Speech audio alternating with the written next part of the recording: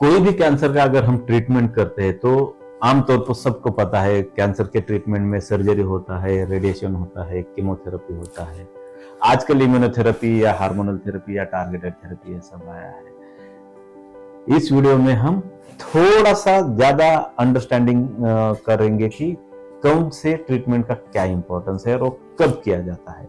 नमस्कार दोस्तों, मैं doctor Sumit Shah, cancer surgeon and robotic surgeon, Prolab cancer centre and research institute, Bultekdi market yard, Pune से।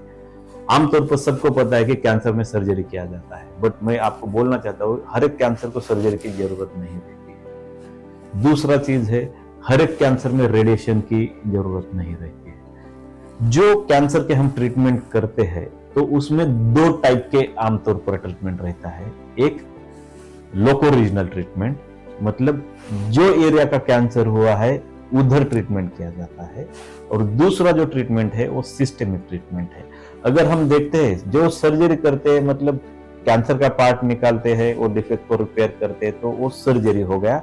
ये लोकल, मतलब जिधर कैंसर हुआ है, माउथ का कैंसर हुआ वो निकाला, रिपेयर किया, ये लोकल ट्रीटमेंट हुआ। दूसरा पार्ट रेडिएशन। रेडिएशन, सपोज हमें रेक्टम का कैंसर है, ऑपरेशन के पहले रेडिएशन दे देते हैं।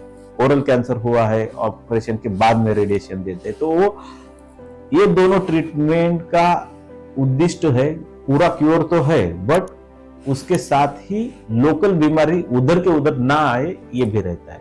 परंतु हर एक कैंसर में सिर्फ ये दो ट्रीटमेंट मोडेलिटी सफिशिएंट नहीं रहते। कैंसर एक सिस्टेमिक बीमारी है, तो हमें पूरे बॉडी में भी ट्रीटमेंट देने की जरूरत पड़ सकती है। अभी सपोज ब्रेस्ट कैंसर हम लेते हैं, तो ब्रेस्ट कैंसर में कीमोथेरेपी हम क्यों देते हैं? जो कैंसर होता है वो कैंसर के सेल्स पूरे बॉडी में फैले हुए ऑलरेडी रहते हैं। हमको ये पता नहीं होता है कि क्या यही सेल फिर से वापस आएंगे बॉडी में और किधर कैंसर बन के दिखाई देंगे या पेशेंट की जान को खतरा करेंगे। इसे माइक्रो ऑकल डिसीज कहते हैं, जो पेट स्कैन या कोई भी रेडियोलॉजिकल इन्वेस्टिगेशन में नहीं दिखाई देता है।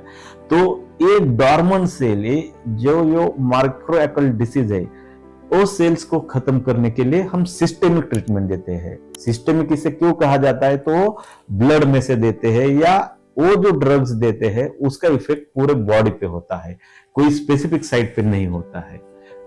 कीमोथेरेपी, जब हम कीमोथेरेपी देते हैं तो ब्लड से पूरे बॉडी में हर एक ऑर्गन में जाता है, और किधर भी वो सेल सर्कुलेटिंग ट्यूमर सेल्स है तो उनको किल किया करता है।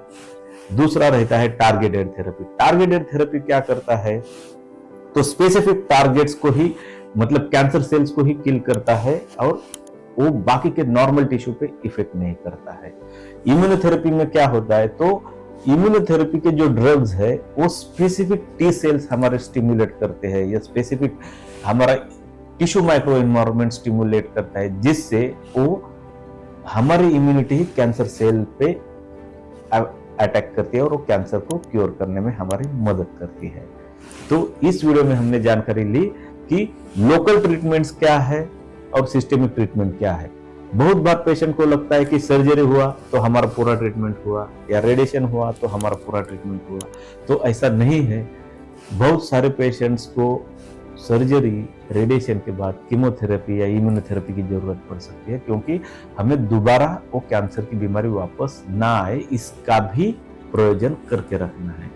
तो कैंसर के ट्रीटमेंट के बारे में आपको और कुछ जानकारी चाहिए, नीचे दिए हुए कमेंट बॉक्स में कमेंट कीजिए, आपके क्वेश्चन पूछिए, हम जरूर आपके क्वेश्चन को आंसर करेंगे। धन्यवाद।